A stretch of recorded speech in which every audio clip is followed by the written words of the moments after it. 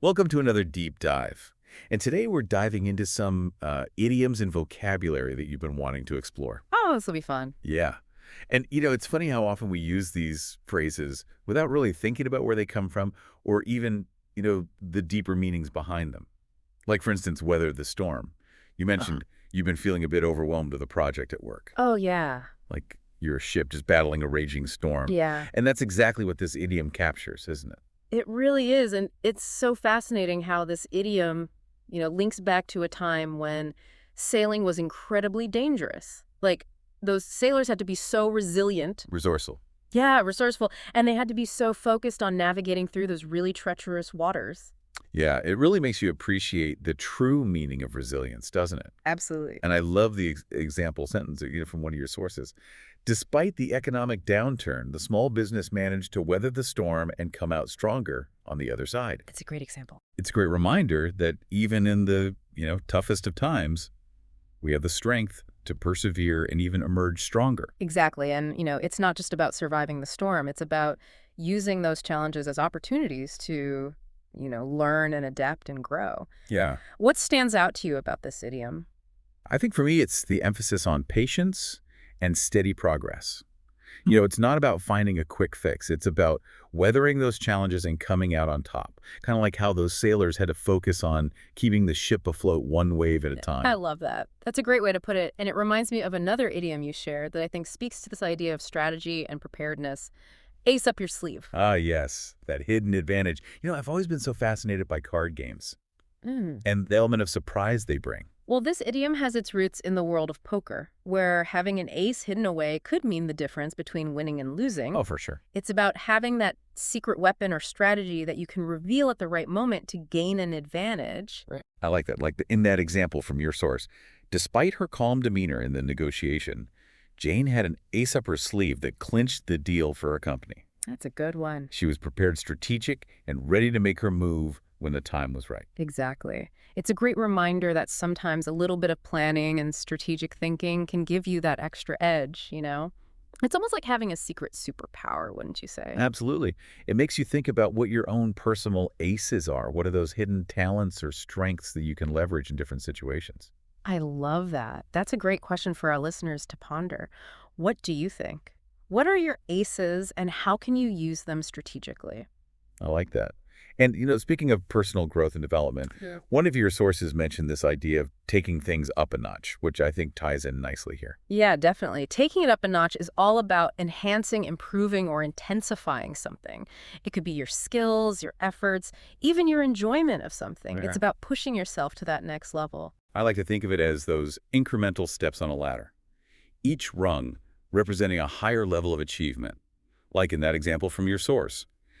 The chef took her cooking up a notch by adding exotic spices and flavors that left everyone in awe. Ooh, I like that one. She didn't just settle for good, she wanted to make it exceptional. And she did it by pushing her boundaries and exploring new possibilities. It reminds us that growth often happens when we step outside of our comfort zones and challenge ourselves to do things differently. Yeah, it's almost like a personal challenge, isn't it? What could you take up a notch in your own life? Maybe it's that project you've been working on or a skill you've been wanting to improve. It's a great reminder that even small improvements, when done consistently, can lead to significant progress over time. And, as we're talking about personal preferences and passions, one word that keeps coming to mind from your source material is penchant. Ah, penchant. Such a lovely word, isn't it? It captures that feeling of having a strong liking or inclination towards something. It's almost like a gentle pull towards something you genuinely enjoy. Exactly, and the word itself comes from the French verb pécher, meaning to lean or to incline, which perfectly illustrates that feeling of being drawn to something you love. Like in that example, Rachel have a penchant for vintage clothing, often spending weekends scouring local thrift shops. Such a good example. It's not just a hobby for her, it's a passion. And that passion shines through in her dedication to finding those unique pieces. It really does. Makes you wonder, doesn't it? What are our own penchants? What are those things that spark our curiosity and make us feel truly alive? That's a wonderful question to reflect on. What are those things you find yourself naturally drawn to? And how do they enrich your life? It's amazing how these idioms and words can reveal so much about ourselves and our interests. Like that phrase, have all your ducks in a row, which you mentioned in your notes. It makes me think of you Organized and meticulous. Always planning ahead, making sure everything's in its place. It's true. I do appreciate a good sense of order. And this idiom perfectly captures that feeling of being prepared and having everything in its place before starting a project or a task. Though it's interesting, the origin of this phrase is actually a bit unclear. There isn't a definitive historical event or anecdote that explains it. Really. Yeah, But the imagery is so vivid. Those little ducklings following their mother in a perfectly straight line. exactly. The visual is what makes it so memorable and relatable, and it highlights the importance of preparation and planning, especially when tackling complex projects. Like in that example you shared. Before launching their new product, the team worked tirelessly to have all their ducks in a row, ensuring a smooth and successful release. Yeah, they didn't leave anything to chance. They anticipated potential challenges, gathered the necessary resources, and coordinated their efforts to ensure a successful outcome. It's a great reminder that sometimes a little bit of upfront effort can save a lot of headaches down the road. Absolutely. And it's not just about avoiding problems, it's about setting yourself up for success by creating a solid foundation. What are your thoughts on this? I think it's a valuable reminder for me to slow down and make sure I have everything I need before diving headfirst into something new. Speaking of diving in, the next idiom on our list, head down, seems like a complete contrast. Yeah, it does. Head down is all about intense focus and concentration, often to the exclusion of everything else. Like you're so engrossed in a task that you become oblivious to your surroundings. Exactly. And it's often used in a work context to describe someone who's diligently working on a project, unfazed by distractions. Your example really captures this feeling. With deadlines looming, the team had their heads down working late into the night to complete the project. You can almost feel the intensity of their focus, can't you? Yeah, it's like they've created a bubble of concentration, shutting out everything but the task at hand. It makes you wonder, in today's hyper-connected world, how can we create those pockets of focused time for ourselves? That's a great question. Maybe it's about setting boundaries, turning off notifications, or finding a quiet space where we can truly immerse ourselves in our work. It's about finding what works for you and creating an environment that fosters deep concentration. But sometimes, even with the best intentions, we hit roadblocks. And that's where those light bulb moments come in, those flashes of inspiration that can help us break through those challenges. Ah, yes. That sudden spark of insight like a light bulb illuminating a dark room. You mentioned one of your sources talked about this feeling in the context of problem solving. Yeah, it's those moments when the solution to a problem suddenly becomes clear. Often after a period of struggle or frustration, it's like all the pieces of the puzzle suddenly fall into place. Like in this example. After days of struggling with the design, the architect had a light bulb moment and came up with a brilliant solution that transformed the entire project. It's amazing how those sudden insights can completely change the course of our work or even our lives. And it's not just about solving problems. It's about those creative breakthroughs, those moments of inspiration that lead to innovation and new ideas. Yeah, it makes you wonder, what triggers those light bulb moments? Is it pure chance, or can we cultivate those moments of inspiration? That's a fascinating question. Some believe those moments come when we least expect them, while others argue we can prime ourselves for inspiration by exposing ourselves to new ideas, experiences, and perspectives. What do you think? I think there's a bit of both. Yeah. Sometimes those ideas just hit you out of nowhere, while other times they emerge from a period of deep thought and exploration. It's a beautiful mystery, isn't it? And it ties in nicely with the next word on our list, giddy, which you highlighted in your source material. Oh, giddy. It's such a joyful word, capturing that feeling of pure delight and excitement. It's that lighthearted exhilaration, almost like you're floating on air. You mentioned this word in the context of children experiencing something exciting, didn't you? Yes, it's often associated with children, like in your example. The children were giddy with excitement as they waited for the parade to begin.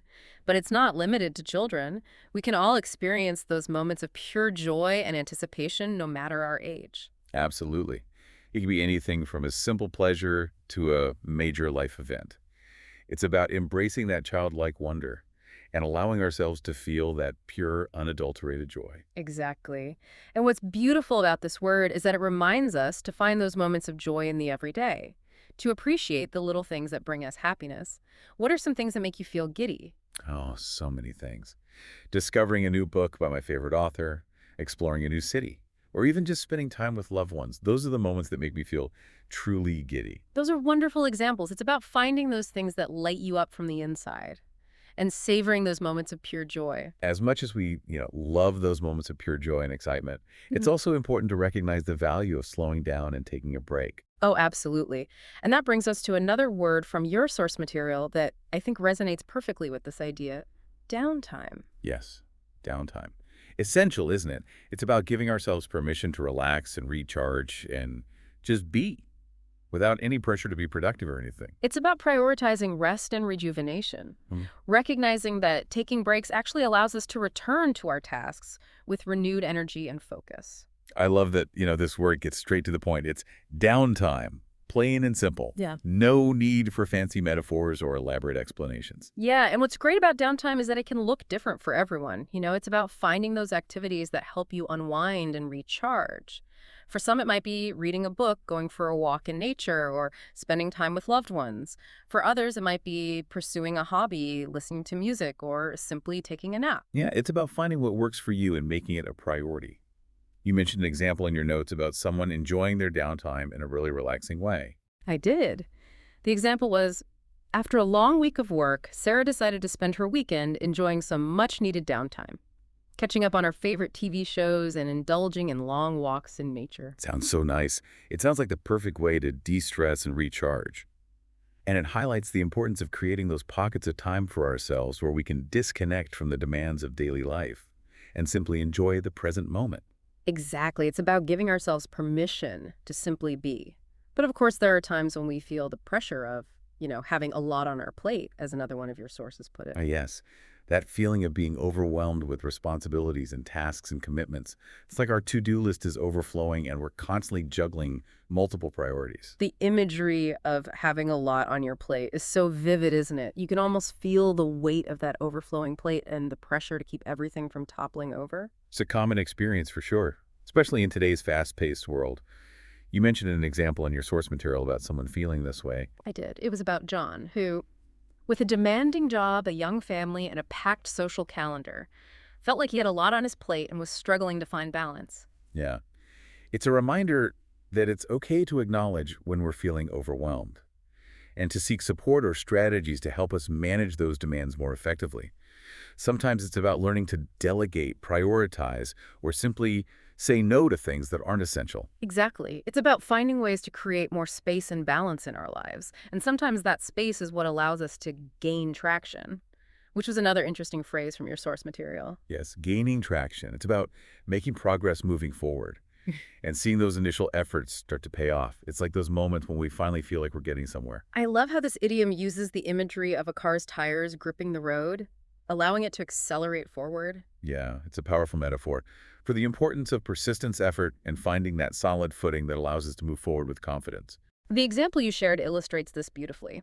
After months of planning and preparation, the new marketing campaign finally started to gain traction, resulting in a significant increase in sales. It highlights how those initial efforts, even if they seem small or incremental, can eventually lead to significant results. It's a reminder that success often takes time, patience, and a willingness to keep pushing forward even when we don't see immediate results. And one of the keys to gaining traction, especially in a collaborative setting, is being able to communicate our ideas effectively. And that brings us to the final word on our list: articulate. Oh, articulate. It describes someone who is skilled at expressing themselves clearly, concisely, and persuasively. It's about being able to convey your thoughts and ideas in a way that is engaging, informative, and easy to understand. You mentioned an example of a lawyer who was known for her articulate arguments. I did. The young lawyer was known for her articulate arguments, presenting her case with clarity, logic, and a touch of eloquence that impressed both the judge and the jury. It's a great reminder that being articulate is not just about using fancy words or sounding intelligent. It's about communicating in a way that connects with your audience and effectively conveys your message. And it's a skill that can be developed and honed over time, through practice, feedback, and a willingness to keep learning and refining our communication style. Well, it seems we've reached the end of our deep dive. We've explored some fascinating idioms and vocabulary words, from weathering the storm to gaining traction, from finding joy in the giddy moments to recognizing the importance of downtime. It's been a wonderful journey through the nuances of language, and I hope you've enjoyed exploring these words and concepts as much as I have. Me too. And remember, language is a powerful tool. The more we understand its nuances and appreciate its richness, the more effectively we can use it to communicate, connect, and express ourselves. So keep exploring, keep learning, and keep playing with language. Until next time.